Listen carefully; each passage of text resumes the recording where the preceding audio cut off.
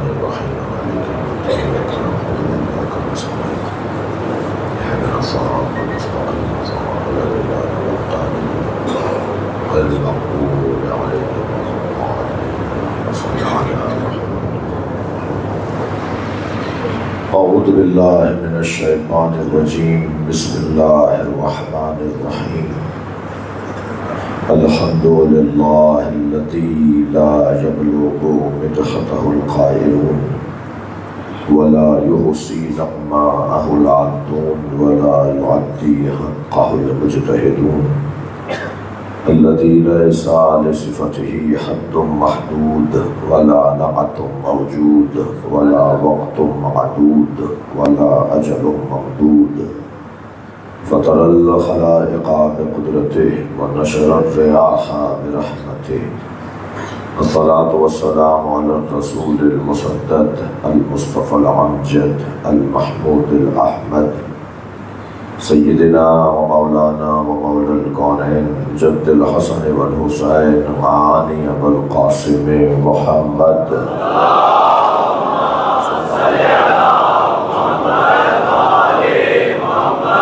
وآله الطيبين الطاهرين المعصومين الذين قال الله إنما يريد الله ليذهب عنكم الرجس أهل البيت ويطهركم تطهيرا.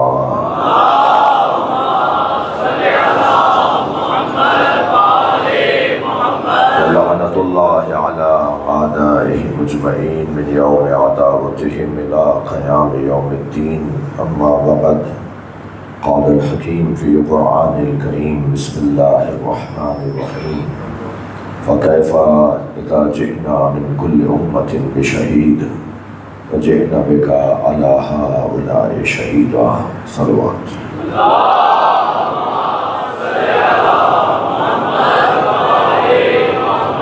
اس سے بلند صلوات پڑھیے گا.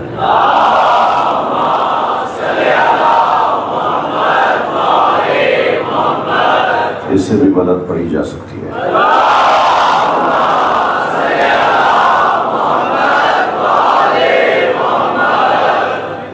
سورہ مبارکہ نساء آیت نمبر 41. عظمت مصطفیٰ صلی اللہ علیہ وآلہ وسلم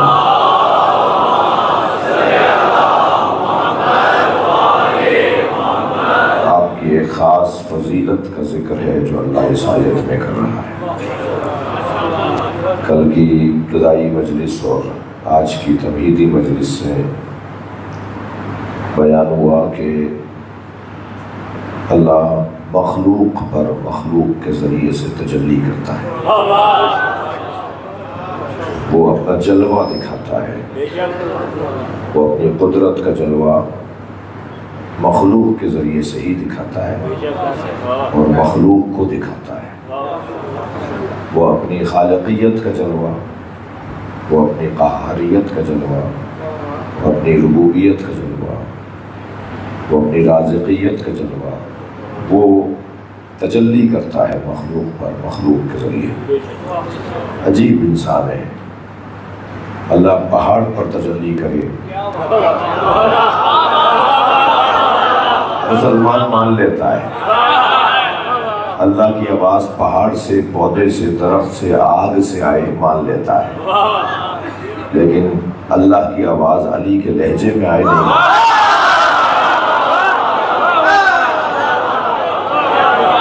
بھائی آپ کے گھر پر جو بیل لگی ہوئی ہے اس کی بھی تو کوئی آواز ہے نا، مگر اس آواز کا کوئی مطلب ہے. آپ درمیان میں کوئی بات اچھی لگے تو ایک شعر سنا دیجیے گا. وہ جو آپ کے گھر بیل لگی ہوئی ہے اس بیل کی جو آواز بنتی ہے اس کا کوئی مطلب ہے؟ بے مفہوم نامفہوم اسی آواز. اب میں وہ آواز تو نکال کے نہیں سناؤں گا آپ کو، لیکن آپ کو پتہ ہے نا کہ آواز ایک بنتی ہے. جب وہ بٹن دبتا ہے تو ایک آواز نکلتی ہے. وہ سب گھر والوں کو پتہ چل جاتا ہے کہ دروازے پہ کوئی آیا ہے. ایسے ہی تو نامفہوم آواز کو مسلمان مان لے گا، لیکن جنت کے دروازے کی کنڈی علی علی کی آواز.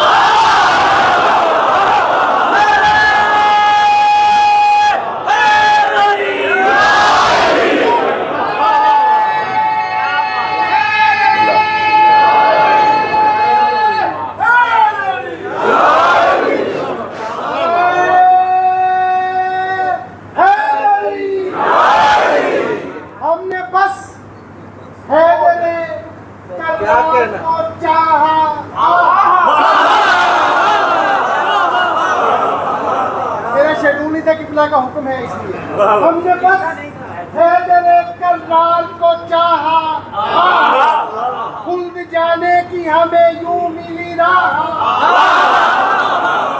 اپنے مولا علی مولا کو ہے تسلیم کیا،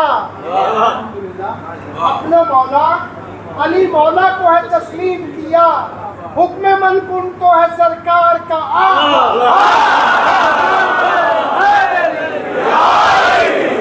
اِنَّا لِبَابِ الْجَنَّةِ حَلْقَةٌ مِّن یاقوتۃ حمراء، جنت کے دروازے پہ سرخ رنگ کے یاقوت کی کنڈی لٹکی ہوئی ہے، علی صفائح الذہب، جو سونے کی تختی پہ لگتی ہے، اذا دقت الحلقہ تنت وقالت یا علی یا علی یا علی، جب وہ بجنے لگتی ہے تو اس سے ایک آواز بنتی ہے، اور وہ آواز ہے یا علی یا علی۔ جنہیں دنیا میں یا علی پسند نہیں ہے، انہیں جنت میں جانے کی آرزو کیا ہے؟ صلوات پڑھنے محمد و آل محمد۔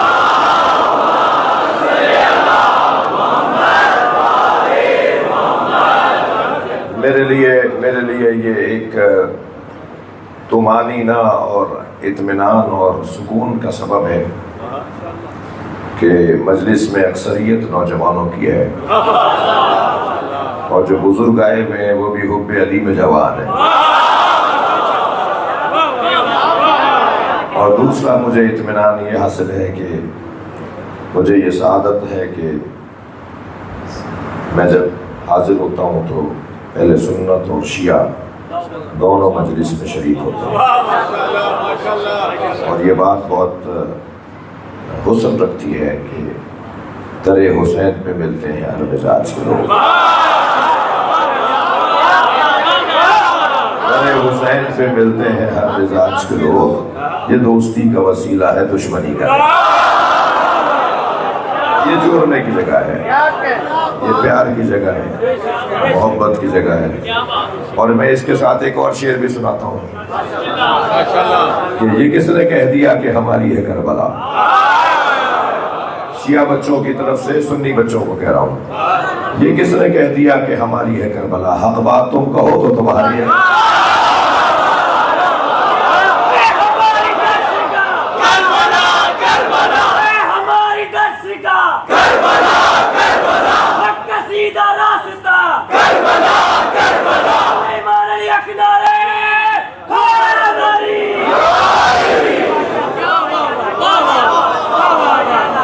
تو یہ جوڑنے کی جگہ ہے۔ تو سرکار نے اللہ کی جانب سے جو مقام اللہ نے انہیں عطا کیا ہے وہ گویا اللہ کی تجلی ہے مخلوق پر مخلوق کے ذریعے۔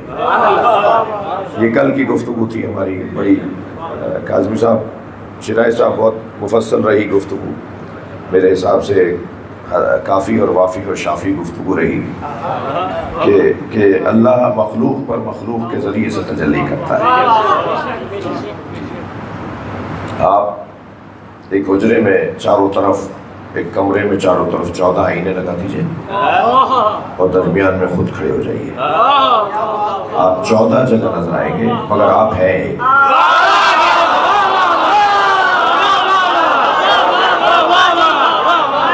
وحدہ لا شریک اللہ ہے مگر وہ جلوے 14 کے ذریعے کرتا ہے۔ جتنے بھی اولیاء الہی ہیں، میرا سنی مجمع، میرا شیعہ بھائی، جتنے بھی اولیاء الہی ہیں وہ گویا اللہ کی صفات کی تجلیاں ہیں، اللہ ان کے ذریعے سے تجلی کرتا ہے۔ وہ اور بات ہے کہ بلا تشبیہ صرف بات مثال سمجھانے اور قریب ذہن کو قریب کرنے کے لیے مثال ہوتی ہے۔ بہت ہی وہ 0 وولٹیج کا بلب وہ بھی تو روشنی دیتا ہے، وہ 100 وولٹیج والا بلب وہ بھی تو روشنی دیتا ہے، 1000 والا بھی وولٹیج وہ بھی روشنی دیتا ہے، اور وہ بہت بڑا جو چوراہے پر لگا ہوا ہے، وہ بڑے چورنگی پہ چوک پہ جو لگا ہوا ہے وہ بھی روشنی دیتا ہے۔ ایسے ہی وہ جو جہازوں کو متوجہ کرنے کے لیے بڑی لائٹیں لگی ہوئی ہوتی ہیں وہ بھی نور ہے۔ اچھا، ہر ایک کا جو توانائی لینے کا رستہ اور ذریعہ ہے وہ بھی مختلف ہے. یعنی وہ 0 والے کے تار اگر آپ جو ہے وہ 100 والے میں جوڑ دیں گے تو یہ چلے گا نہیں، یا وہ 1000 والے کے اگر تار آپ 0 والے میں جوڑ دیں گے تو یہ برباد ہو جائے گا. میں اگرچہ بہت زیادہ الیکٹرکسٹی سے وابستہ بہت زیادہ معلومات نہیں ہے مجھے، مگر وہ جو اسکول میں کچھ باتیں بچپن میں پڑھی تھی اتنا تو کامن سی بہت واضح بات ہے نا کہ وہ 1000 وولٹیج والی تار اگر آپ 0 والے میں یا 100 والے میں جوڑ دیں گے تو یہ اس کو پھاڑ دے گا. تو جو ظاہر ہوگا نا اس کے پیچھے توانائی بھی اس کی مناسبت سے ہوگی. وہ جو روشنی ظاہر ہو رہی ہوگی اس کے پیچھے جو توانائی آ رہی ہوگی وہ بھی اسی کی مناسبت سے ہوگی. اب آپ شہباز قلندر سے مولا علی کی توقع کیوں کرتے ہیں؟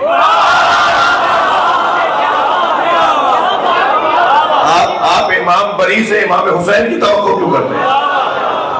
ہر ایک کا اپنا مقام ہے، لہٰذا وہ اس کو جو وہ مقام دیا اس کے مطابق وہ فیض رسانی کا کام کر رہا ہے، وہ فیض رساں ہے.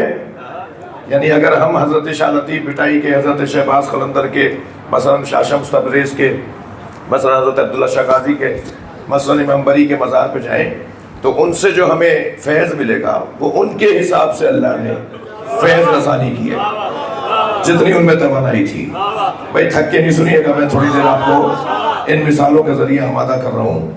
جی انہیں جتنی اللہ نے توانائی دی اتنی ہی وہ فیض رسانی کر رہے ہیں. اس لیے یہ جتنی بھی ہستیاں ہیں ان سب سے جڑے ہوئے شہروں کو ہم شریف کہتے ہیں. اچ شریف، سہون شریف، دہلی شریف، اجمیر شریف، مگر جس کے پاس توانائی اس کے مطابق آ رہی ہے وہ نجف اشرف ہے.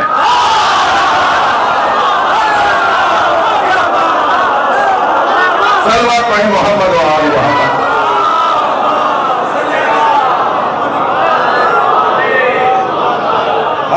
ہر ایک کو اللہ نے ہر ایک کو ایک جیسا مقام نہیں دیا. نور وہ بھی دے رہا ہے اور نور وہ بھی دے رہا ہے، مگر دونوں کے نور دینے کی کیفیت کچھ مختلف ہے. اور آپ سے توجہات بھی چاہوں گا اور تھوڑا سا سہارا بھی چاہوں گا. میرا کیفیت آپ دیکھ رہے ہیں. تو جتنی بھی ہستیاں ہیں نا ان سب کو قرآن کی زبان میں سبیل اللہ کہا جاتا ہے. یہ سب سبیل اللہ ہے. والذین جاہدوا فینا لنہدینہم سبلنا، جو ہماری راہ میں جہاد کرتے ہیں ہم ان کو اپنے رستوں سبیلوں کی طرف رہنمائی کرتے ہیں. ہم انہیں سبیلوں کی طرف رہنمائی کرتے ہیں. بہت سارے رستے ہیں یہ سبل ہے، سبیل کی جمع، لیکن صراط اور حبل اللہ کی جمع نہیں ہے. قرآن میں لفظ صراط اہدنا الصراط المستقیم، صراط کی جمع نہیں آئی، صراط ایک ہی ہے. اچھا وہ صراط ہے، منزل نہیں ہے، وہ رستہ ہے، منزل نہیں ہے. ایسے ہی حبل اللہ رستہ ہے، ذریعہ ہے، منزل نہیں ہے. حبل اللہ کی بھی جمع نہیں آئی. وَاعْتَصِمُوا بِحَبْلِ اللَّهِ جَمِيعًا وَلَا تَفَرَّقُوا. اللہ کی رسی کو مضبوطی کے ساتھ، یہ اللہ کی رسی، غبل نہیں آیا ہے قرآن میں، حبل اللہ آیا ہے. اللہ کی رسی، اللہ کی رسی ایک ہے، صراط مستقیم ایک ہے جی. اور وہ اللہ نہیں ہے، اللہ نہیں ہے وہ. اہدنا الصراط المستقیم، یا اللہ ہمیں سیدھے رستے پر قائم رکھ، سیدھے رستے پہ قائم رکھ تاکہ ہم صحیح منزل پہ پہنچیں. منزل اللہ کی ذات ہے، منزل اللہ کی ذات ہے، مگر اس ذات تک پہنچنے کے لیے سبل نہیں، سبیلیں نہیں، حبل اللہ، صراط. یہ بہت بڑی تعداد میں ہستیاں ہیں جن کو اللہ نے اپنے نور کی تجلی کا ذریعہ بنایا ہے، مگر یہ سب کے سب چھوٹے چھوٹے رستے ہیں جو ایک بڑے رستے پہ ڈالتے ہیں. اور جس بڑے رستے پہ ہم آ جائیں تو یقینی ہو جاتا ہے کہ منزل ملے گی. وہ بڑا رستہ ایک ہی ہوتا ہے. میں ان بچوں جوانوں کے سمجھانے کے لیے مثال دے رہا ہوں. آپ کو اسلام آباد جانا ہے، فرض کریں پاکستان کا مرکز اسلام آباد ہے نا، فرض کریں آپ کو اسلام آباد جانا ہو، مرکز جانا ہو، ہدف آپ کا اسلام آباد، اس تک کون سا رستہ لے کے جائے گا؟ یہ جو ڈی گراؤنڈ کے ساتھ رستہ آیا یہ والا، یا اور نام لے دیجیے آپ یہاں کے، کینال روڈ لے جائے گا آپ کو؟ نہیں، کینال روڈ نہیں لے کے جائے گا، کینال روڈ تو آپ کو کہیں اور لے کے جائے گا، کینال روڈ لے جائے گا آپ کو موٹر وے پر، اور ایک رستہ جسے آپ کی زبان میں موٹر وے کہتے ہیں وہ ہے جو پورے پاکستان کو جوڑ رہا ہے، جو آپ کو منزل تک پہنچائے، وہ پورے ملک میں ایک ہی ہے، بڑا روڈ ایک ہی ہے نا، یہ چھوٹے چھوٹے روڈ پہنچاتے ہیں ہمیں محمد اور علی تک،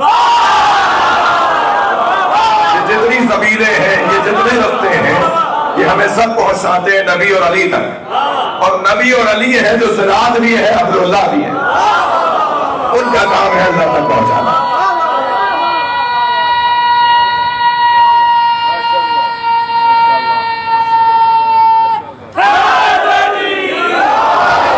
ان کا کام ہے کہ وہ ہمیں اللہ تک پہنچائیں۔ بہت ساری چیزوں میں یہ اللہ تک پہنچانے میں تمام تر عظمتوں کے باوجود کہیں گے ہمیں نبی سے پوچھنا ہوگا، نبی کیا کہہ رہے ہیں، علی کیا کہہ رہے ہیں، تو وہ ایک رستہ ہے جو ہمیں اللہ تک پہنچاتا ہے۔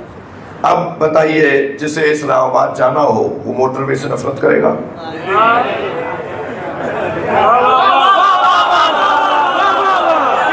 وہ تو اس رستے کا پرستار ہوگا، وہ تو اس رستے پہ بڑے دل سے ٹیکس بھی دے گا، وہ تو اس رستے پہ قانون کے خلاف ورزی بھی نہیں کرے گا، جتنی مقدار میں گاڑی چلانی ہے رفتار میں اس کا خیال کرے گا، سارے آداب تہذیب کا خیال رہے، خبردار نہ تیز جانا نہ پیچھے رہ جانا، جہاں تمہیں جس رفتار سے چلنا ہے اسی رفتار سے چلنا، اگر تم نے وہاں اپنی رفتار کو کم یا زیادہ کیا تو تمہارے اعمال حق کر لیے جائیں گے، تمہارے نامہ عمل کے اندر جتنے اعمال ہوں گے وہ ایک لمحے میں ضائع ہو جائیں گے۔ یہی تو اللہ قرآن مجید میں سمجھا رہا ہے، یہی تو اللہ قرآن مجید میں سمجھا رہا ہے، میں تمہیں جس رستے پہ ڈال رہا ہوں خبردار اس سے اونچی آواز میں بات مت کرنا، خبردار اس کے آگے مت چلنا، خبردار اسے ایسے مت پکارنا جیسے اوروں کو پکارتے ہو۔ جب نبی جیسا کوئی اور ہے ہی نہیں تو پھر یہ مسلمان کو کیا شوق ہے جو کہتا ہے کہ نبی ہم جیسے ہیں؟ نہیں عزیزان اکرامی، جنہیں اللہ نے اپنی تجلی کا ذریعہ بنایا ہے ان کو اس انداز سے واحد بذات قرار دیا ہے کہ ان جیسا کوئی نہیں ہے، مخلوق میں ان جیسا کوئی نہیں ہے، اور تمام تر کمالات دے کر انہیں روانہ کیا اور بہت سجا کر بھیجا ہے۔ جی اللہ بھیج رہا ہے نا، ہمارے یہاں کی کوئی مملکت اگر سفیر بھیجے تو اسے ساری معلومات اور ساری توانائیوں کے ساتھ، امکانات اور سہولتوں کے ساتھ بھیجتے ہیں نا، کہ کہیں اس ملک میں جا کے وہ پریشان نہ ہو جائے، رابطہ ہی نہیں کر پا رہا اپنے وطن سے، وہاں بسنے والے اس ملک کے شہری اس سے آ کر اپنے ہاتھ مسئلے رکھتے ہیں اور اس کا اپنے ملک سے رابطہ ہی نہیں ہو رہا، تو یہ کیسا سفیر ہے؟ یہ کیسا سفیر ہے کہ اس ملک میں، مثال کے طور پر پاکستان کا سفیر لندن کے اندر اگر اس کے پاس پاکستانی جا کے اپنے مسئلے رکھیں اور وہ کہے میرا تو رابطہ ہی نہیں ہو رہا پاکستان سے، تم کیسے سفیر ہو؟ اگر تمہارا رابطہ ہی نہیں ہو رہا تو تم سفیر کیسے ہو؟ فلاں ادارے کے اندر میں تو جانتا نہیں ہوں، معلومات نہیں رکھتا، تو پھر سفیر کیسے ہو؟ یعنی وہ تمام تر صلاحیتیں وہ لے کر آئے گا، تمام تر وسائل لے کر آئے گا جو ایک مملکت کو جوڑنے کا کام کر رہا ہے۔ اب قرآن میں اللہ نے حضرت موسیٰ کے حوالے سے ارشاد فرمایا، سورہ مبارکہ ابراہیم کے اندر آیت نمبر 5 کے اندر ارشاد فرماتا ہے اللہ لقد ارسلنا موسیٰ بآیاتنا، اور بے تحقیق ہم نے موسیٰ کو اپنی نشانیوں کے ساتھ بھیجا ہے، ہم نے تیاری کے ساتھ بھیجا ہے، ہم نے بھیجا ہے، تھکے ہوئے نہیں ہو تو جملہ کہوں، ہم نے بھیجا ہے، نکالا نہیں ہے۔ نکالے گئے ہوئے اور ہوتے ہیں، بھیجے گئے اور ہوتے ہیں۔ بھیجا اسے جاتا ہے جس کے واپس آنے کا انتظار بھی ہوتا ہے، بھیجا اسے جاتا ہے جس میں جانے کی صلاحیت ہوتی ہے، بھیجا اسے جاتا ہے جس سے کوئی کام دیا جا رہا ہو، وہ واپس بھی جب چاہے آ جائے۔ اب جسے بھیجا ہے، بھیج تو دیا، واپس نہیں آئے گا، بھیجا ہے تو یہ کسی کام پر بھیجا ہے۔ تو نبی مکرم کا معراج پہ جانا تعجب کیا ہے؟ یہ ان کی اپنی جگہ تھی جہاں سے آئے تھے، جب دل کرتا تھا چلے جاتے تھے، اب ایک آدھ دو دفعہ تو گئے نہیں ہے سرکار دو جہاں، ایک آدھ دو دفعہ تو گئے نہیں، جب دل کرتا تھا سرکار چلے جاتے تھے، جب دل کرتا تھا سرکار چلے جاتے تھے۔ 100 سے زیادہ معراجیں ہیں نبی کی۔ ہاں، وہاں جانا تعجب کیسا، یہاں رہنے پہ تعجب کرو۔ یہ تو جگہ ہی ان کی وہ تھی بھائی، جب چاہتے تھے چلے جاتے تھے، جب چاہتے تھے سرکار چلے جاتے تھے۔ 100 سے زیادہ مرتبہ گئے۔ قرآن میں ایک معراج کا ذکر آیا ہے کیونکہ آفیشل سفر ایک ہی تھا، سرکاری سفر۔ ہاں، اس کو فل مکمل پروٹوکول کے ساتھ بلایا ہے۔ سواریاں لینے آئیں گی، سواری بھی جسے لینے جا رہی ہے وہ عام آدمی نہیں ہے، اس لیے ان کے لیے سواری بھی اسی کام کے لیے بنائی جائے گی، اس کے بعد یہ سواری کسی اور کے استعمال میں نہیں رہے گی۔ ہاں، براق انہی کے لیے بنی ہے، اور براق کے اندر جتنا دم تھا وہاں تک وہ لے کر آئی، اس کے بعد اس کے اندر دم ہی نہیں تھا، تو ایک منزل پر آ کر سواری بدلی، کب اور زیادہ طاقتور سواری چاہیے جی۔ براق کے بعد جو سواری آئی وہ ایک نور کا جھولا تھا جسے بھرم کہتے ہیں، جس کے اندر سرکار دو جہاں کو بٹھا کے لے جایا گیا۔ سرکار کی معراج جسمانی تھی۔ میں اپنے سنی بھائیوں کے لیے ایک جملہ ہدیہ کر رہا ہوں، سرکار کی معراج جسمانی تھی، جسم گیا تھا نبی کا۔ کہنے لگے جسم کیسے جا سکتا ہے اتنی بلندیوں کے اوپر، جسم کیسے جائے گا؟ کہ نہیں، روح گئی تھی بھائی، روح اور جسم کی جدائی کو معراج نہیں موت کہتے ہیں۔ تم کہہ رہے ہو کہ روح وہاں گئی تھی بدن یہیں رہ گیا تھا، نہیں، سرکار کا بدن مبارک وہاں گیا تھا، اور سرکار کا بدن جیسے جیسے وہاں جاتا رہا ایسے ایسے یہ بدن لطیف ہوتا چلا گیا۔ توجہ چاہوں گا اس جملے کے اوپر، سرکار کا یہاں بدن مادی ہے، سرکار کا جیسے جیسے بدن انوار سے گزرنے لگا، نوروں سے گزرنے لگا، ایسے ایسے لطیف ہوتا چلا گیا۔ اور جو لطیف بدن ہوتا ہے، جو لطیف بدن ہوتا ہے، آپ اس روشنی کے پرچھائی دکھائیں گے مجھے؟ یہ نور ہے نا، لطیف ہے، اس کی پرچھائی نہیں بنے گی، تو پھر یہ کون سی بات سمجھ میں نہ آنے والی بات ہے کہ نبی کے بدن کا سایہ نہیں تھا، نبی کے بدن کا سایہ نہیں تھا۔ یہ بدن وہ بدن ہے کہ جو لطیف بدن ہے، اور جب یہ بدن لطیف ہو جاتا ہے تو اس کا سایہ نہیں بنے گا۔ سایہ یوں بھی نہیں بنے گا کہ سایہ کبھی آگے چلا جاتا ہے، سایہ کبھی پیچھے چلا جاتا ہے، سایہ کبھی چھوٹا ہو جاتا ہے، سایہ کبھی بڑا ہو جاتا ہے، سایہ پر تو لوگ پیر رکھ دیتے ہیں۔ اللہ اتنا بھی اپنی نبی کی توہین پسند نہیں کرتا کہ کوئی نبی مکرم کے سائے مبارک پر اپنا قدم رکھ دے، اور جو نبی سے آگے چلا جائے اسے کیسے نبی کا سایہ مان لے۔ تھکے نہیں بیٹھے ہیں تو ایک جملہ کہوں گا، سرکار نے غدیر میں فرمایا جو آگے چلے گئے انہیں واپس بلاؤ، اور جو پیچھے رہ گئے ان کا انتظار کرو۔ تو میں تو سوچتا ہوں یہ کون مسلمان تھے جو نبی سے آگے چلے گئے تھے؟ مجھے اپنے 2 مصرے یاد آ رہے ہیں، عرض کیا تھا کہ یوں بھی نبی کے آگے چلے حج گزار لوگ۔ تھک رہے ہیں آپ؟ یوں بھی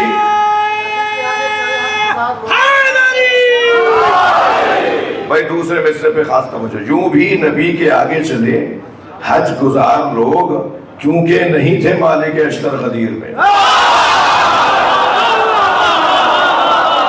صلوات پڑھ لے محمد وآلہ۔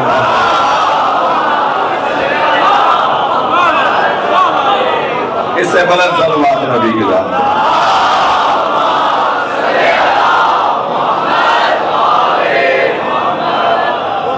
بات تھوڑی سی آگے جائے۔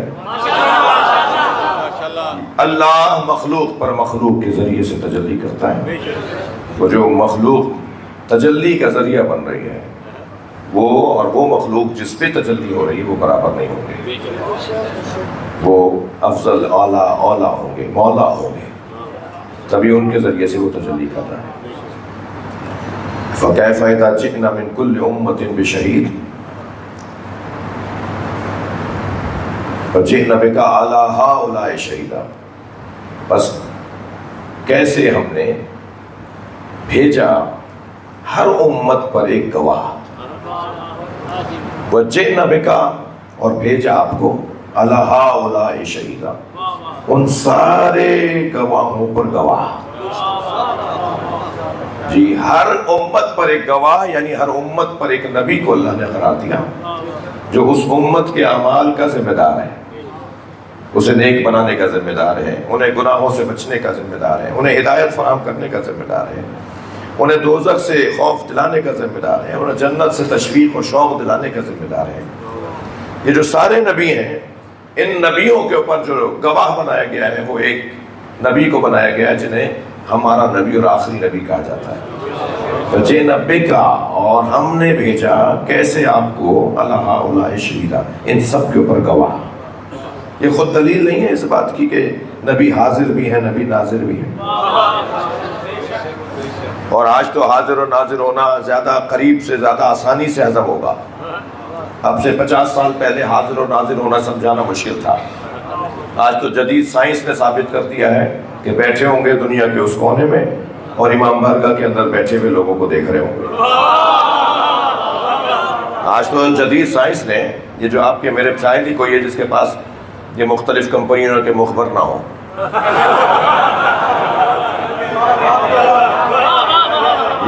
یہ جتنے بھی موبائل ہیں نا یہ مختلف کمپنیوں کے مخبر ہیں نا, یہ کئی خبریں پہنچا رہے ہیں. اچھا ہمیں پتہ بھی نہیں ہوتا کہیں خبر پہنچا رہے ہیں, تو ہمارا پتہ ہونا کون سا ضروری ہے؟ جب آج کے جدید زمانے میں ہمارا پتہ ہونا کوئی ضروری نہیں ہے تو اس بات کا مجھے پتہ ہونا کیا ضروری ہے کہ اس وقت علی دیکھ رہے ہیں, اس وقت نبی دیکھ رہے ہیں. میرے لیے کون سا ضروری ہے؟ میرے لیے یہ جاننا کہ وہ دیکھ رہے ہیں اس لیے بہتر ہوگا تاکہ میں کسی کے دیکھے جانے پر کسی کے دیکھنے پر کم سے کم محتاط تو ہو جاؤں. اب تو حاجی صاحب دور بڑا عجیب سا ہو گیا ہے. پہلے کیا ہوتا تھا اگر کسی بزرگ کو کوئی جوان آتے دیکھتا تھا, علاقے کے بزرگ کو, اپنے خاندان اور اپنے خونی بزرگ کو نہیں, علاقے کے بزرگ کو بھی اگر کوئی آتے ہوئے دیکھ لیتا تھا جوان اور وہ کوئی سگریٹ وگریٹ پی رہا ہوتا تھا, مجھے معاف کیجیے گا, تو وہ اسے پھینک دیتا تھا, چھپا لیتا تھا جی کہ بزرگ نہ دیکھ لے. ایسے ہی آج تو بعض اوقات بچے باپ کے سامنے پی رہے ہوتے ہیں نا, تو وہ کیوں ایسا تھا, کیوں جیسے پتہ چلے وہ دیکھ رہے ہیں اچانک آ گئے تو چیز پھینک دی. شایع نشان نہیں ہے نا کہ ایک بزرگ کے سامنے وہ کام کیا جائے جو اس بزرگ کے شایع نشان نہیں ہے. جب ہمیں یہ پتہ ہو کہ یہ کام اس بزرگ کے شایع نشان نہیں ہے اور وہ دیکھ رہا ہے تو خود بخود چھوڑ دیں گے نا. میں ان دوستوں سے کہنا چاہ رہا ہوں کہ ائمہ اہل بیت کے لیے, نبی کے لیے اور ائمہ اہل بیت کے لیے حاضر و ناظر ہونے کا عقیدہ, حاضر و ناظر ہونے کا عقیدہ بے عملی نہیں پھیلائے گا بلکہ ہمارے عمل کو اور بہتر کرے گا. جب مجھے پتہ ہو اس وقت نبی دیکھ رہے ہیں تو نبی تو ان دیواروں کے اس طرف بھی دیکھ رہے ہیں. میں تالا بند کر کے کمرے کو بند کر کے بھی کوئی ایسا کام نہیں کروں گا جس پر مجھے یقین ہے کہ نبی یہاں بھی دیکھ رہے ہیں.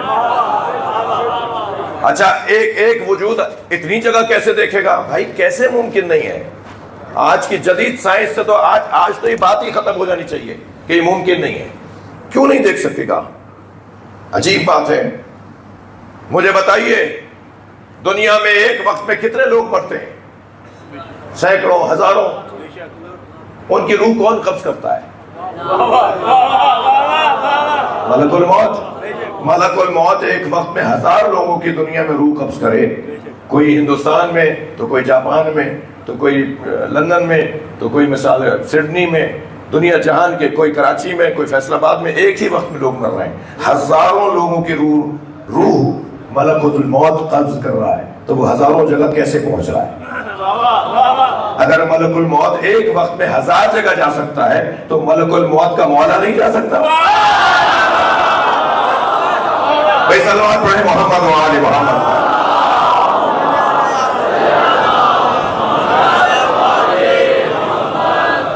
تسلی دیجئے, آپ تھک نہیں رہے میری باتوں سے.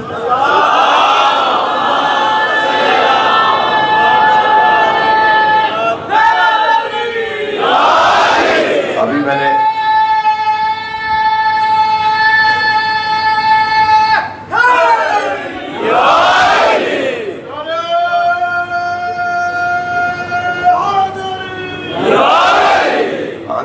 سی جگہ ہے میرے سیدھے بازو پر، میرے سیدھے ہاتھ کی طرف اندر جگہ ہے، اگر احباب اندر آنا چاہیں تو اٹھ کر ذرا وہاں، ہاں شاباش آ جائیے، اس طرف جگہ ہے سیدھے۔ محمد والے محمد صلوات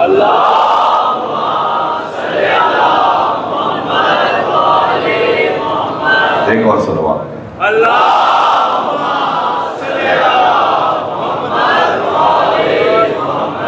اور بلند صلوات۔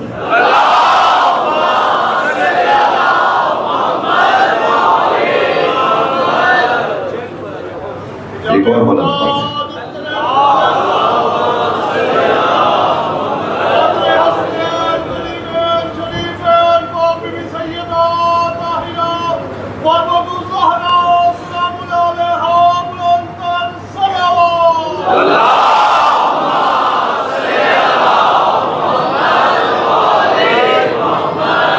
اللہ اپنے نبی کو عظمتوں کے ساتھ یاد کر رہا ہے، کمالات کے ساتھ یاد کر رہا ہے۔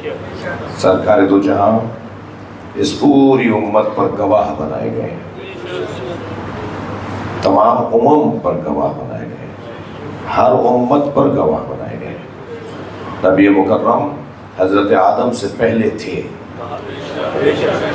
نبی مکرم امام زمانہ کے بعد بھی ہیں۔ یہ حقیقت ایک ہے، جلوے مختلف ہیں۔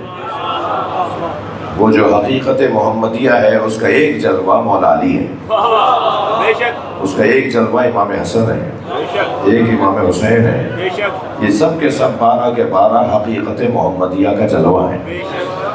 نبی مکرم ہمارے درمیان ہیں، ہمیں دیکھ رہے ہیں، ہمیں سن رہے ہیں، ہمارے اعمال ان تک پہنچتے ہیں، ہمارا سلام ان تک پہنچتا ہے، اور ان کی قبر مبارک در حقیقت ان کی آرام گاہ ہے، وہاں وہ موجود ہمیں سن رہے ہیں، ہمیں دیکھ رہے ہیں۔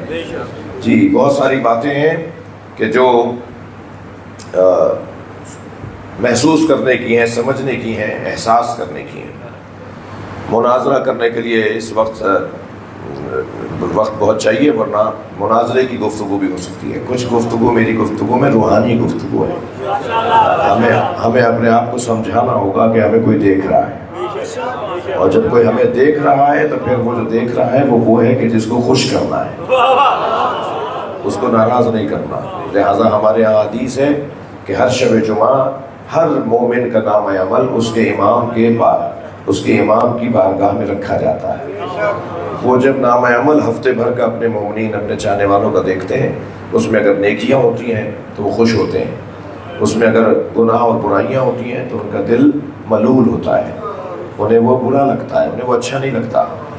تو بہتر یہ ہے کہ انسان اپنے آپ کو محفوظ رکھے اور اپنے امام تک اس عمل کو پہنچانے کی کوشش کرے جس پہ اس کا امام اس سے راضی ہو، ٹھیک ہے، اس کا امام اس سے راضی ہو۔ عزیزان گرامی، توجہ چاہوں گا آپ سے، ہمیں جن چیزوں کی کلیدی اور بنیادی اصلاح کی ضرورت ہے، ان میں 2 چیزوں کی طرف اگر آپ مجھے اس وقت کی تنگی اور وقت کا احساس کرتے ہوئے 2 چیزوں کو بیان کرنے کی کوشش کروں۔ ایک تو ہمیں جس چیز کی شدت کے ساتھ اپنے آپ کو سمجھانا ہے، اپنے آپ کو بہتر کرنا ہے، وہ ہے وسعت قلبی، وہ ہے سعہ صدر، وہ ہے ذہن کا وسیع ہونا، وہ ہے دل و دماغ کا کھلا ہوا ہونا۔ تنگ نظری نبی اور مولا علی کے چاہنے والوں میں نہیں ہونی چاہیے۔ گھٹن، تنگ نظری، فصیلوں کا اٹھانا، دیواروں کا کھڑا کرنا اور نفرتوں کا پھیلانا، نفرتوں کو عام کرنا، نفرتوں کی باتیں کرنا، یہ نبی اور علی والوں کا کام نہیں ہے۔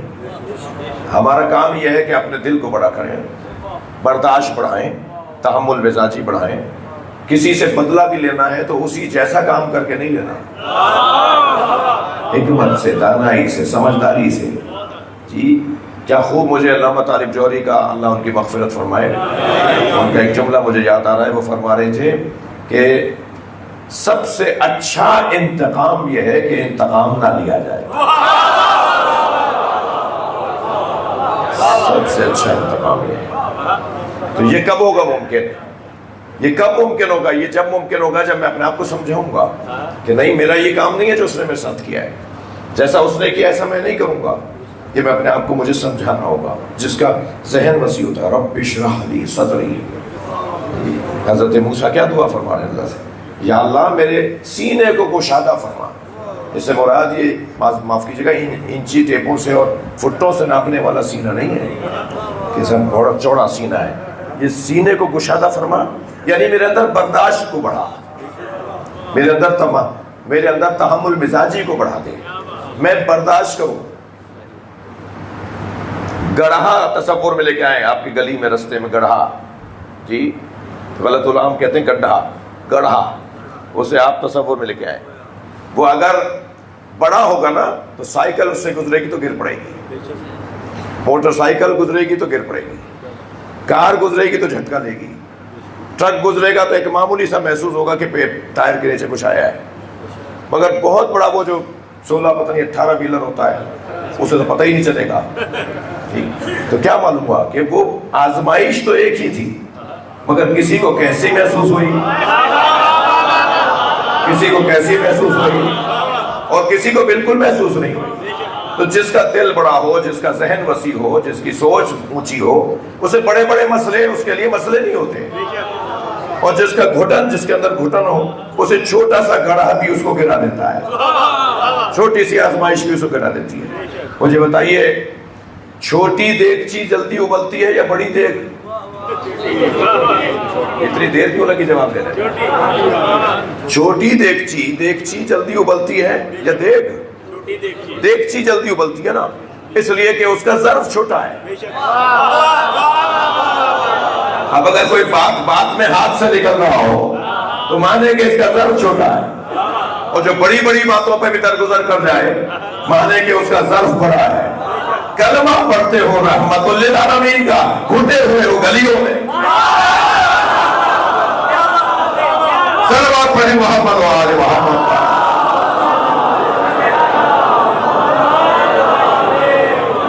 مولا کائنات کو ماننے والا چھوٹا آدمی کیسے ہو سکتا ہے؟ مولا کائنات کو ماننے والا تو خود بخود بڑا ہوگا نا. اتنے بڑے بڑے لوگوں کو ماننے والا چھوٹا نہیں ہو سکتا. عزیزان گرامی, سب سے بڑا امتیاز علی اور آل علی کے چاہنے والوں کا یہ ہے کہ ان کا ذہن وسیع ہوتا ہے, ان کی سوچ بڑی ہوتی ہے, ان کے خیالات بڑے عالی ہوتے ہیں, وہ سوچتے بہت اونچا ہیں, وہ چھوٹی باتوں میں اپنا وقت ضائع نہیں کرتے, وہ رستے کے بیریئروں کی وجہ سے رکتے نہیں ہیں, وہ اپنے کاموں میں رکاوٹوں کو برطرف کر کے اپنا سفر جاری رکھتے ہیں. مجھے معاف کیجیے گا, کیا کروں, میں کامیانہ خطیب ہوں, چھوٹے چھوٹے بچے بھی مجلس میں ہیں, تو یہ بھی کچھ مثالیں لے کے جائیں گے. ائمہ اہل بیت کی احادیث ہیں کہ کچھ جانوروں سے سیکھو, کچھ جانوروں کے بارے میں ائمہ اہل بیت نے فرمایا ان سے سیکھو. کوے کے اندر یہ کیفیت ہے, کبوتر کے اندر یہ اچھی چیز ہے, مثال کے حتی سانپ کے اندر یہ اچھی چیز ہے, گھوڑے کے اندر یہ اچھی چیز ہے, ائمہ نے بتایا ہے. یہ بھینس آپ نے دیکھی ہے نا,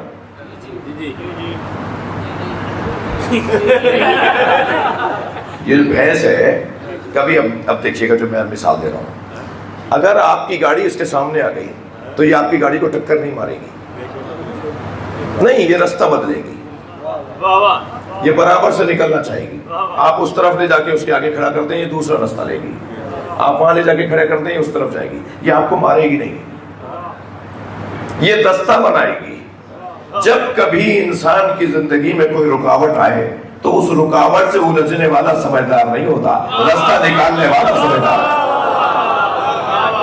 اس سے الجھ کے تو تم اپنی وہ تو چاہیے رہا ہے کہ یہ سلجھے, وہ جو لا کے کھڑا ہو گیا گاڑی کو سامنے, وہ تو چاہ رہا ہے نا کہ اس سے الجھے.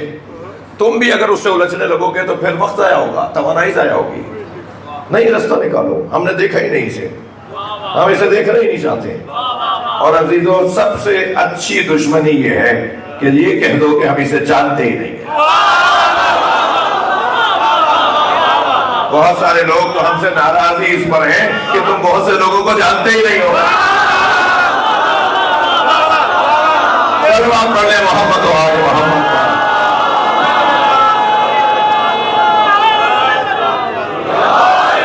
بڑی عنایت آپ کی توجہات پڑھوں گا جی. ایام ایسے ہیں، مسلسل سفر ہے، مسلسل مجالس کی کثرت ہے، اور میں آج شاید کوئی 5-6 سال کے بعد جھنگ گیا تھا دن میں، یادگار اجتماع تھا، اتنا بڑا مجمع لگ رہا تھا جیسے سارا جھنگ نکل کے آ گیا ہو، ہزاروں کی تعداد میں لوگ، جگہ تنگ پڑ رہی ہے، جگہ نہیں تھی، روڈ رستے رک جائیں ایسی کیفیت ہے، تو اس لیے، اور آج آپ کی مجلس میں بھی کل بھی ایسے ہی شرکت رہی، تو بات روشن ہے نا،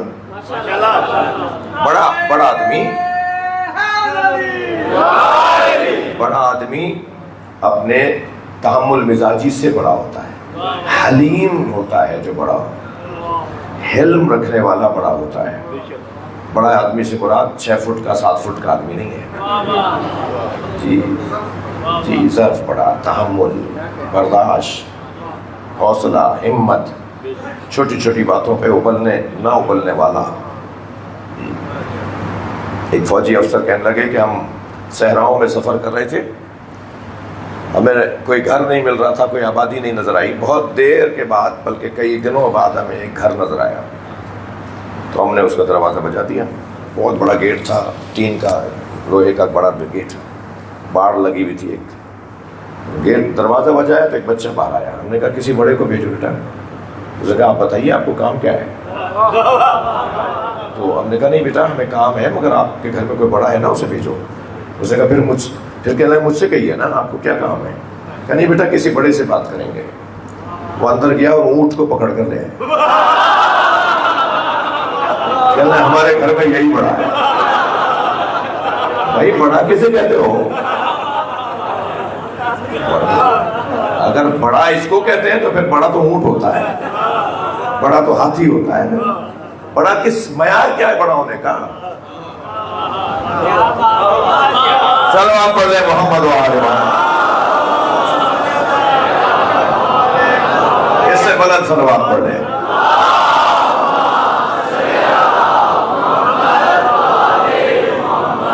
تو میں جوانوں سے ایک عہد لے لوں، کم سے کم اتنا عہد تو میرا لینے کے حق ہے نا کہ جتنا میں نے اپنے اندر یہ چیز اپنائی ہے۔ ہمارے ساتھ کیا کچھ نہیں ہوتا ہے اس پاکستان کے اندر، مگر ہم تو ایک ہی جملہ کہتے ہیں، یہ اس قابل ہی نہیں ہے کہ میرے جواب دیں،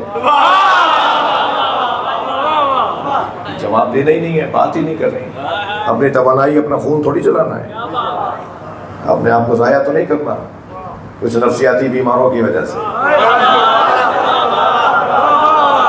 کم سے کم جوان، آج کا جوان، آج کی مجلس میں بیٹھا جوان مجھ سے ایک عہد کر لینا کہ ہر چھوٹی چھوٹی بات کے اوپر، یہ کوئی بات ہے؟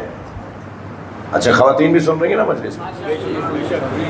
مجھے پتا ہے آپ سے کہلوا رہا ہوں میں، سن رہی ہیں نا میری مجلس، تو میں ان سے بھی مخاطب ہوں۔ یہ جو نند بھاوجوں کے جھگڑے ہیں، یہ دیورانی یا جیٹھانیوں کے جھگڑے ہیں، یہ ساس بہو کے جو جھگڑے ہیں، یہ چھوٹی چھوٹی باتوں پہ جو اپنا وقت ضائع کر رہی ہو، اور شوہر بیچارہ تھکا مانگا ہے، اس کے لیے تیاریاں کی ہوئی ہیں کہ یہ بھی بتاؤں گی، یہ بھی بتاؤں گی، وہ جو بتاؤ گی وہ ہے کیا؟ وہ کون سی قیامت کی بات ہے؟ اسے تم نے اس کے آنے سے پہلے دفنا کیوں نہیں دیا؟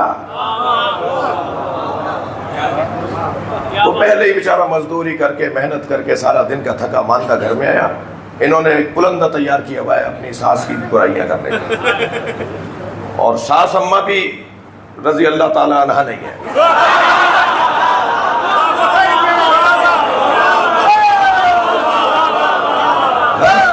اتنی برائیاں جمع کیے بیٹھی ہوتی ہیں، اتنی برائیاں اپنی بہو کی۔ ارے بھائی آپ نے 10 سال تک نہیں، کچھ آواز آئی ہے مجھے ہلکی سے، نہیں میں مزاح نہیں کر رہا، مجھے ایک آواز آئی تھی، ایک سلمان پڑھیں ذرا محمد۔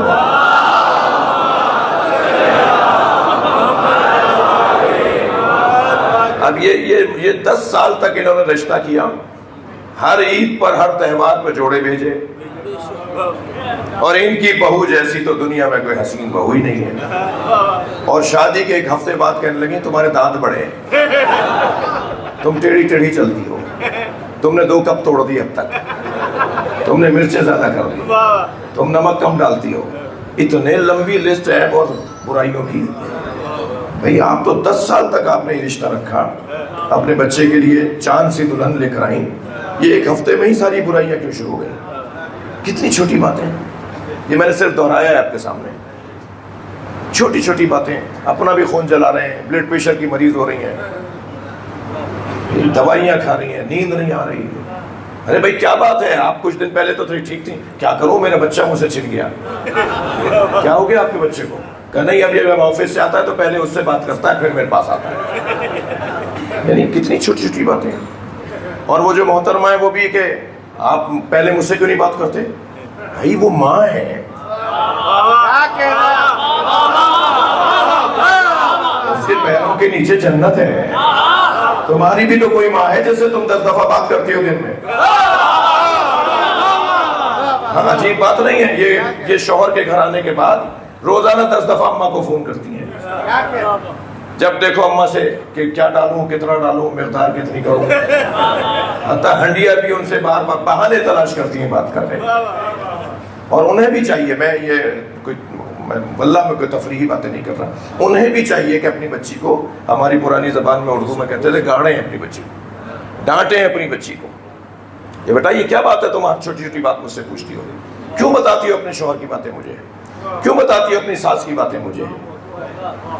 انہیں بھی چاہیے کہ وہ اپنی بچی کی تربیت کریں، نہ یہ کہ حوصلہ دیں، تھپکی دیں، آج تم نے کچھ نہیں بتایا، تم مزے لے رہی ہو، تم تفریحیں لے رہی ہو، اپنی بچی کا گھر برباد کر رہی ہو۔ چھوٹی چھوٹی چیزوں میں الجھ کے رہنے والا علی والا نہیں ہوتا۔ صلوات پڑھ لیں محمد و آل محمد۔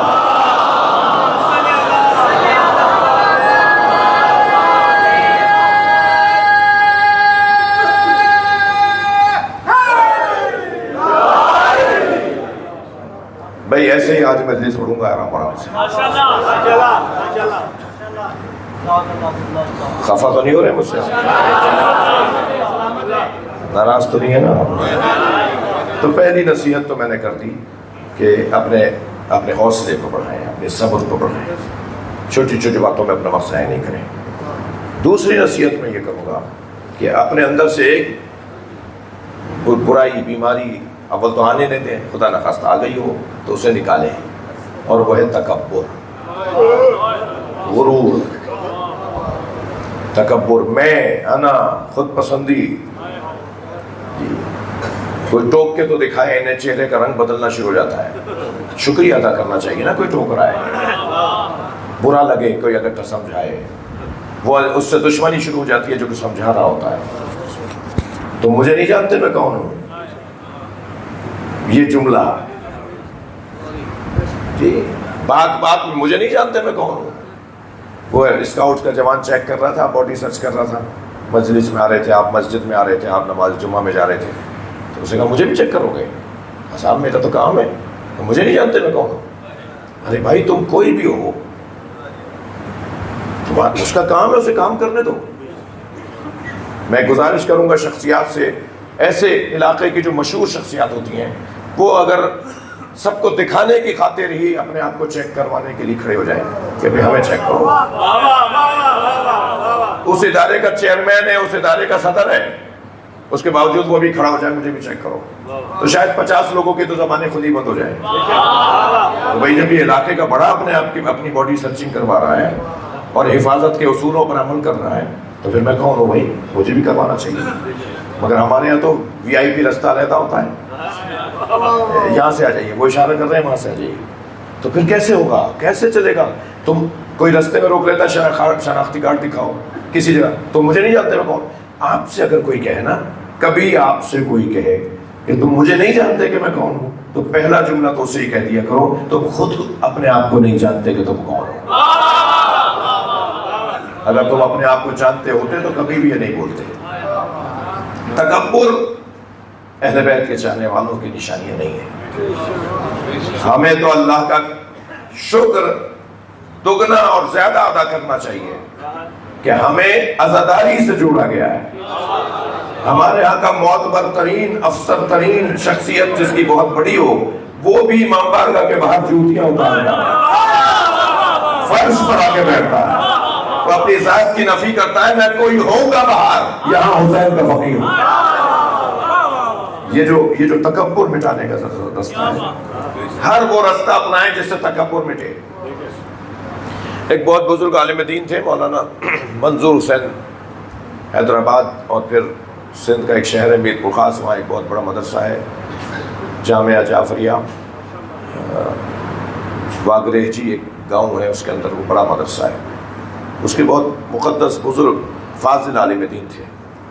ایک دفعہ کچھ لوگوں نے، اساتذہ نے دیکھا کہ وہ طالب علموں کو چارپائیوں پہ بٹھائے ہوئے انہوں نے، اور لوٹا ہاتھ میں لے کے، پراتی لے کے، پرات لے کے، لوٹا لے کے وہ طالب علموں کے پیر دھو رہے ہیں۔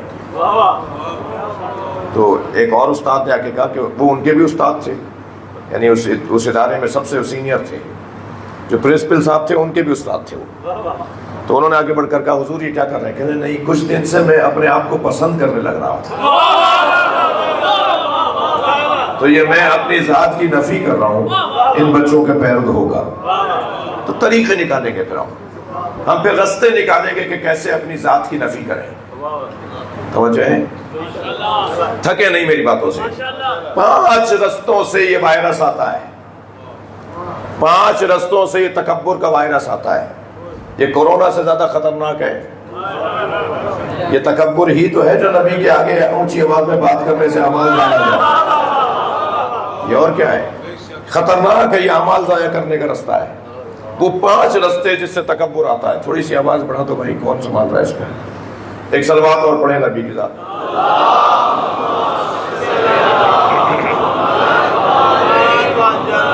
عرض کر دوں آپ سے، پہلا راستہ جس سے تکبر کی بیماری آتی ہے وہ ہے زمینداری،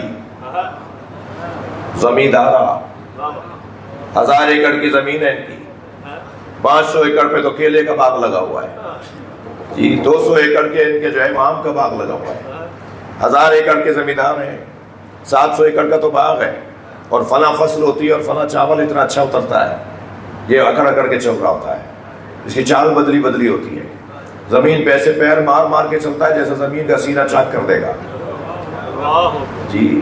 تکبر والا اس کا انداز ہوتا ہے۔ کون ہے یہ ہمارے یہاں کے نمبردار ہیں، ہمارے یہاں کے زمیندار ہیں، ہمارے یہاں کے جاگیردار ہیں، ہمارے یہاں کے بہت بڑے یہ کیا کیا لفظ بولے جاتے ہیں، چودھری صاحب ہیں، ٹھیک ہے، ناراض ہو رہے ہیں۔ ایک راستہ تکبر کا زمیندارہ ہے، ٹھیک ہے۔ دوسرا راستہ تکبر کا اچھی سواری، مہنگی سواری۔ یہ 5 کروڑ کی گاڑی میں بیٹھ کر آئے، سائیکل والے کو آدمی نہیں مانتے، پیدل چلنے والے کو انسان ہی نہیں مانتے۔ یہ 10 کروڑ کی گاڑی میں بیٹھ کر آئے، وہ جو چھوٹی گاڑی ہے 600 سی سی والی، وہ اب آپ، میں نام نہیں لوں گا، اس کی تبلیغ ہو جائے گی اس گاڑی کی۔ آپ چھوٹی گاڑیاں جی، وہ چھوٹی گاڑی ان سے آگے کیسے نکل جائے گی؟ یہ تکبر کا اظہار کر رہا ہوتا ہے سواریوں پر، بڑی مہنگی سواریوں پر بیٹھ کے۔ تیسرا راستہ تکبر لانے کا، مہنگے کپڑے جی، کلف کے کپڑے، بوسکی کے کپڑے والے بتائے نا، اور مہنگے کپڑے، وہ مہنگے کپڑے پہن کر معلوم ہے یہ اس بات کا اظہار کر رہے ہوتے ہیں میں بہت بڑے آدمی ہیں، ان کے پاس پیسہ بہت ہے، یہ مہنگے کپڑے پہنتے ہیں، ٹھیک ہے۔ ایک راستہ تکبر کا مہنگے کپڑے ہیں۔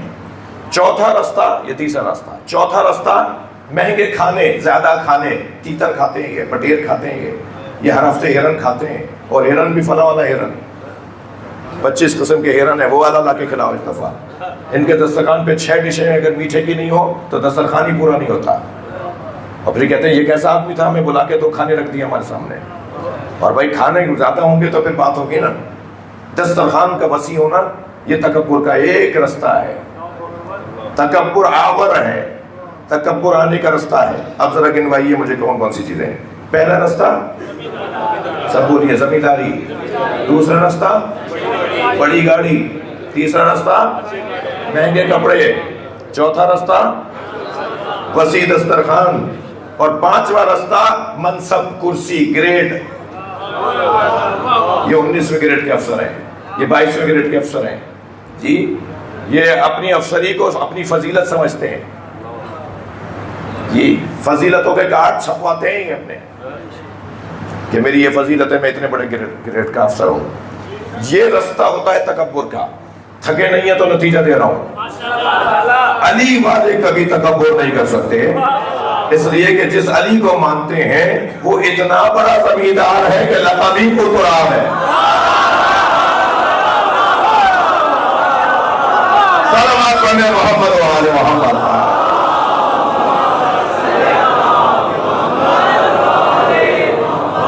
میرے مولا کا سب سے پسندیدہ لقب ابو تراب۔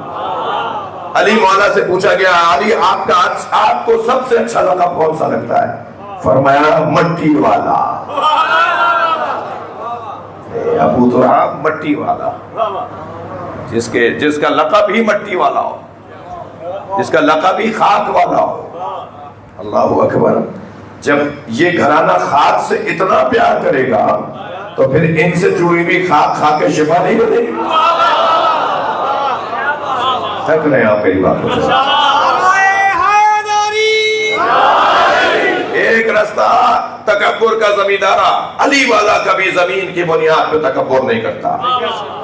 دوسرا رستہ تکبر کا، مہنگی گاڑی، اس علی کے چاہنے والے، وہ علی جس کے چاہنے والے علی کو جانتے ہو، فضائل علی سے آشنا ہو، وہ تکبر کیوں کریں گے؟ اس لیے کہ علی کی سواری کو دوش نبی کہا جاتا ہے۔ علی دوش نبی کے سوار ہے۔ کپڑوں کی بنیاد پر کیسے تکبر ہو جس کے بچوں کے کپڑے جنت سے آتے ہو؟ دسترخوان کی بنیاد پر کیسے تکبر ہو؟ دسترخوان کی بنیاد پر کیسے تکبر ہو جس کی پہلی غذا لعاب نبی ہو؟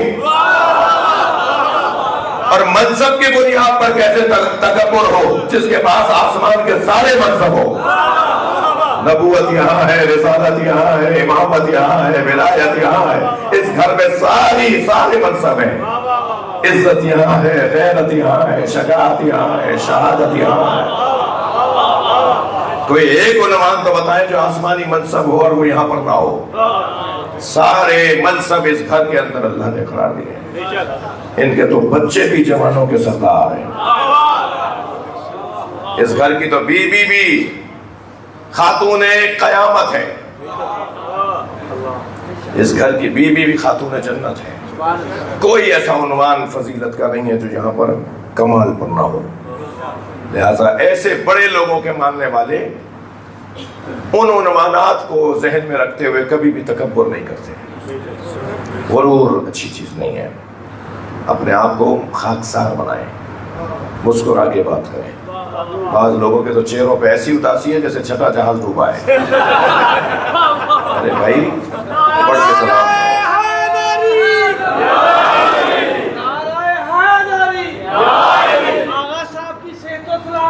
آپ سب کی سلامتی کے لیے دونوں ہاتھ جا کے علی حق، علی حق، علی حق، علی حق، علی حق، علی حق،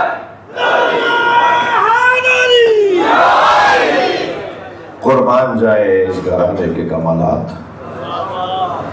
مصیبت بھی بڑی ہے کیونکہ فضیلت بھی بڑی تھی۔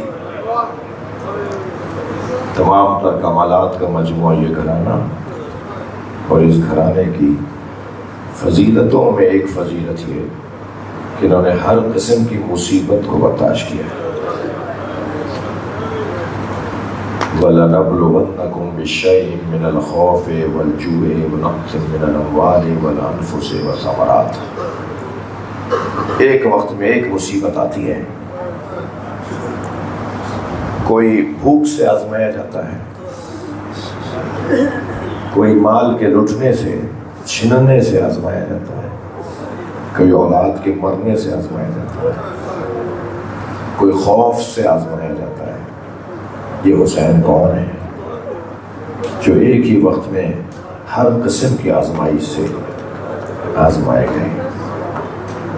وہاں بھوک بھی ہے، وہاں پیاس بھی ہے، وہاں علی اکبر کا لاشا بھی ہے،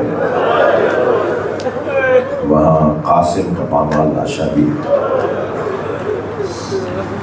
وہاں حسین ابن علی اپنی ماں بہنوں فضہ و زینب کے ساتھ آزمائش کے لیے آمادہ ہے۔ ہر آزمائش کربلا میں امام حسین نے ایک وقت میں دی ہے۔ عزیزانو، امام حسین عاشور کے دن عصر کے وقت میں مار دیے گئے۔ آپ کے گلو اقدس پہ خنجر چل گیا، مگر زینب کوفہ و شام کے ہر موڑ پر ماری گئی۔ جہاں کہیں کوئی اشارہ کر کے کہتا تھا نا یہ باغی کی بہن ہے،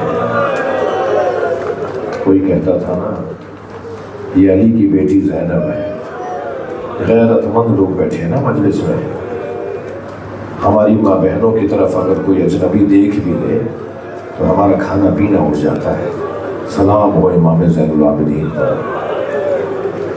جب دربار شام آیا تو ایک کرسی پہ بیٹھے ہوئے شخص نے جناب سکینہ کی طرف اشارہ کیا، اجرکم اللہ، اجرکم اللہ۔ جناب سکینہ امام سجاد سے لپٹ گئی اور لپٹ کر کہا بھیا ہم نے یہ تو سنا تھا کہ ہمیں اسیر بنایا جائے گا، مگر یہ نہیں سنا تھا کہ ہمیں کنیزی میں بھی مانگا جائے گا۔ یہ مشکل وقت بھی آیا اہل بیت کے اوپر۔ عزیزانو، کوفہ، شام کا بازار، کسی نے مدینے میں پوچھا تھا نا امام سجاد سے مولا سب سے زیادہ مصیبتیں کہاں دیکھی، تو آپ نے ٹھنڈی سانس لے کے 3 مرتبہ الشام الشام الشام 3 مرتبہ بولا۔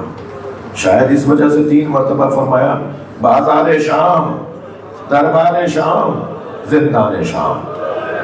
ان تینوں مرحلوں میں شام میں جو مصیبتیں آئی ہیں وہ سارے سفر کی مصیبتیں ایک طرف اور شام کی مصیبتیں ایک طرف۔ بازار میں ایسے لے جایا جا رہا ہے جیسے بیچے جانے والے غلاموں کو لے جایا جا رہا ہے۔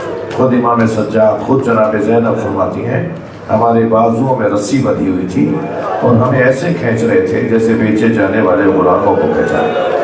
یہ امام سجاد کے خود اپنے الفاظ ہیں۔ سوگنامہ آل محمد میں اس روایت کو میں نے اپنی آنکھوں سے پڑھا۔ اور پھر بازار شام سے جب گزر رہے ہیں تو چھتوں سے انگارے پھینکے جا رہے ہیں، چھتوں سے پتھر پھینکے جا رہے ہیں۔ ایک سعد ابن سہل ساعدی ایک راوی ہے، وہ یہ کہتا ہے کہ میں شام کے سرائے میں مسافر خانے میں ٹھہرا ہوا تھا کہ شادیانے بجنے کی آوازیں، رقص اور طرب کی آوازیں، ڈھول تاشے بجنے کی آوازیں، ناچ گانے کی آوازیں آنے لگی۔ وہ کہتا ہے میں اٹھا اور میں نے برابر میں ٹھہرے ہوئے ایک اور مسافر سے پوچھا آج کوئی مسلمانوں کی عید تو نہیں ہے، پھر مسلمان جشن کیوں منا رہے ہیں؟ تو اس نے کہا نہیں عید نہیں ہے، کربلا میں ایک باغی کو مارا اور اس کے مارنے کا جشن منایا جا رہا ہے اور اس کے بچوں کو اسیر بنا کر لے کر آئے۔ یہ سعد ابن سہل کہتا ہے کہ میں اپنے مسافر خانے سے باہر نکلا، جب میں باہر آیا تو میں نے عجیب منظر دیکھا، کچھ کٹے ہوئے سر ہیں جو نیزوں کی انیوں پر اٹھائے ہوئے ہیں اور ایک بیمار اور ناتوان اسیر ہے جو آگے آگے چل رہا ہے۔ اور میری نگاہ گئی تو میری شرم سے نگاہیں جھک گئیں کہ کچھ بیویاں ہیں جن کے سروں پہ چادریں نہیں ہیں، وہ حیا کی ایک ملکائیں ہیں جو وہاں سے گزر رہی ہیں۔ کہ ایک مرتبہ میں اس اسیر کے پاس گیا اور میں نے جا کر کہا تم نے کربلا میں کیا کیا تھا جو تمہارے بڑوں کو کربلا میں مار دیا، تمہیں اسیر بنا لیا؟ تو وہ جھکی ہوئی گردن تھی، انہوں نے سر اٹھا کر مجھے دیکھا اور کہا اے سہل ابن سعد تم تو بصرے کے رہنے والے ہو۔ وہ کہتا ہے مجھے گھبراہٹ ہوئی ہے، میرا نام بھی مجھے پہچانتے ہیں، میرا علاقہ بھی جانتے ہیں۔ تو میں نے کہا میں جان سکتا ہوں آپ کون ہیں؟ کہا میں علی زین العابدین، اجرکم اللہ، اجرکم اللہ، میں علی زین العابدین ہوں۔ وہ پہچان گیا، کہنے لگا مولا آپ نے حسین کہا ہے؟ کہا جو نیزے کے علی پہ سر ہے وہ حسین کا ہے، وہ میرے بھائی علی اکبر کا ہے، وہ عباس چچا کا ہے، اور دیکھو مت پوچھنا یہ بیویاں کون ہیں، یہ نبی زادیاں ہیں جنہیں اسیر بنا کے لایا گیا۔ اجرکم اللہ، جن کے مذہب میں رونا جائز ہے وہ تکلف کر کے نہ روئے۔ میں 2-3 جملے کہہ کر اپنی عبادت کو مکمل کر رہا ہوں۔ ایک مرتبہ اس نے آگے بڑھ کر کہا مولا بتائیں میں کیا کام آ سکتا ہوں آپ کے؟ اللہ کسی کریم کو یہ دن نہ دکھائے جب دینے والا کسی سے یہ کہے تیرے پاس پیسے کتنے ہیں؟ امام نے فرمایا تیرے پاس رقم کتنی ہے؟ کہنے لگا 2000 درہم ہے۔ امام نے فرمایا کچھ چادریں خرید کر لے آؤ۔ اجرکم اللہ، اجرکم اللہ، حق ہے ایسے ہی بنا واسطے ہونے کا۔ امام نے فرمایا کچھ چادریں خرید کر لے آؤ۔ یہ سہل ابن سعد کہتا ہے میں نے 1000 درہم سے چادریں خریدی. امام نے فرمایا جاؤ گردن جھکا کے جاؤ اور ان بیویوں کو جا کر یہ چادریں دے دو. میں نے نبی زادیوں کو چادریں دی. ابھی کچھ دیر گزری تھی کہ نیزہ بردار ظالم آئے اور پھر چادریں اتری اور آواز آئی واہ حجابہ. میں امام کی خدمت میں آیا. میں نے کہا امام اور حکم فرمائے میں کیا کروں آپ کے لیے؟ فرمایا تیرے پاس کتنی رقم باقی ہے؟ کہا مولا 1000 درہم. 1000 سے چادریں خریدی 1000 درہم. فرمایا جو نیزے اٹھائے ہوئے لوگ ہیں اور ان نیزوں کی اریوں پہ سر ہیں انہیں شام کے دربار میں پیسے ملیں گے. یہ وہاں لے جا کر ان کے بدلے میں پیسے مانگیں گے. تم انہیں پیسے دے کے کہو گے یہ جلدی چلے جائیں, یہ آگے چلے جائیں تاکہ لوگ میری ماں بہنوں سے دور ہو جائیں. اجرکم اللہ. ساتھ کہتا ہے کہ ایک مرتبہ ابھی میں یہ عمل ہو رہا تھا, کچھ گئے کچھ نہیں گئے, اچانک بیویوں کے چیخ مار کے رونے کی آواز آئی. سیدانیاں رونا شروع ہوئیں. تو میں نے دیکھنا سمجھنا چاہا کہ یہ روئی کیوں ہے. تو مجھے توجہ ہوئی کہ کسی نے حسین کی پیشانی میں پتھر مارا. اب اس سے رہا نہیں کیا تو میں نے تلوار نکالی. جب میں تلوار نکال کے اس کی طرف بڑھنے لگا تو امام سجاد کی آواز آئی سحر رکو رکو. میں نے مڑ کر دیکھا امام کی طرف تو امام نے کہا تم سے ایک پتھر برداشت نہیں ہوا, ہم کربلا سے پتھر کھاتے آ رہے ہیں, ہمیں دربار شام میں جانے دو, ہمیں اپنے بابا کا پیغام پہنچانے دو. ہو گیا گریا, مجلس ہو گئی دباؤ, مگر میری گزارش ہے کہ 2 منزلیں اور میرے ساتھ آ جائیے. چیلوں کی مجلسیں ہیں نا یہ جو مجلسوں کا سلسلہ ہے جس کی آج یہ اس سلسلے کی آج آخری نشست اور کڑی ہے, یہ چیلوں کی مجلسیں ہیں نا. جناب زینب شام سے رہا ہو گئی. اللہ آپ کو کوئی غم نہ دے سوائے غم اہل بیت کے. ہمیں رونے رونے میں آلوں میں قرار دے. حضرت آلو بی شام سے رہا ہو رہی ہیں. ہاں آپ کی آوازوں کو آزاد کریں گے. میں جلدی چند باتیں عرض کروں گا. ایک ظالم کہتا ہے جب کربلا میں خیمے چل رہے تھے نا, امام حسین کے خیمے چل رہے تھے, حسینی خیمے چل رہے تھے, ظالموں نے پہلے سامان لوٹا اور پھر خیموں کو آگ لگا دیا. تو ایک یزیدی سپاہی کہتا ہے کہ میں نے دیکھا خیمے چل رہے تھے, ایک بی بی تھی جو چلتے ہوئے خیمے میں اندر جانا چاہتا تھا. تو خیمے کی چوٹ سے اس کا سر جا کے لگتا تھا, پھر وہ رستہ بدل کے اس خیمے میں جانا چاہتی تھی, پھر اس کے کپڑوں میں آگ لگ جاتی تھی تو ہاتھ چھڑاتی تھی. کہنے لگا میں یہ سمجھا کسی نے اس کے سر پہ چوٹ ماری ہے اور اس چوٹ کی وجہ سے اس کی آنکھوں کا نور چلا گیا ہے اور اسے نظر نہیں آ رہا کہ آگے آگ چل رہی ہے. تو کہتا ہے میں دوڑتا ہوا آیا اور میں نے آگے کہا بی بی تمہیں نظر نہیں آ رہا, آگے تو آگ چل رہی ہے, جہاں تم جا رہی ہو وہ آگ ہے.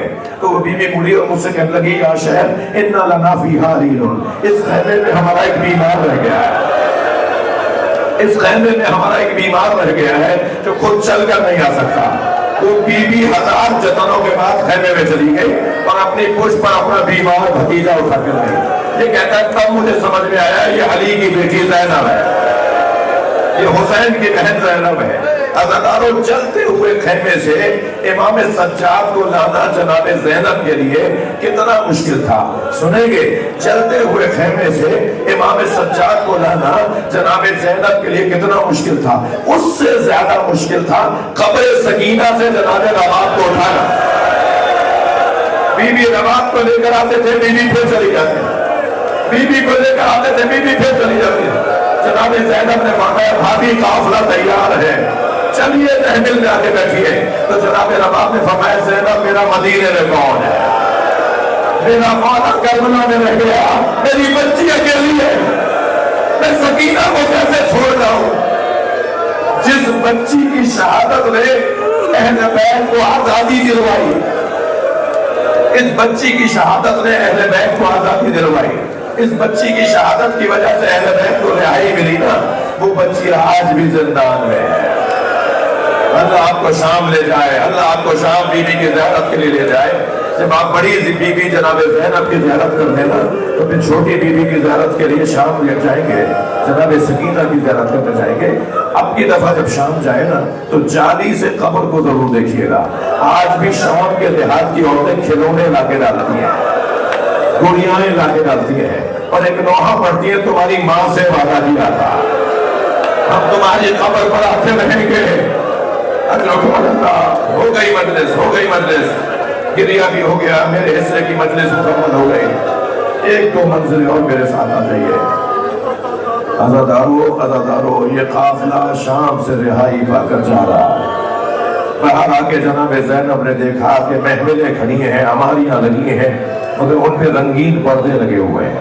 فرمایا زین العابدین میں ان میں نہیں بیٹھوں گی، اجعلوها سودا حتی یعلم الناس نحن فی ازائی اولاد زالا۔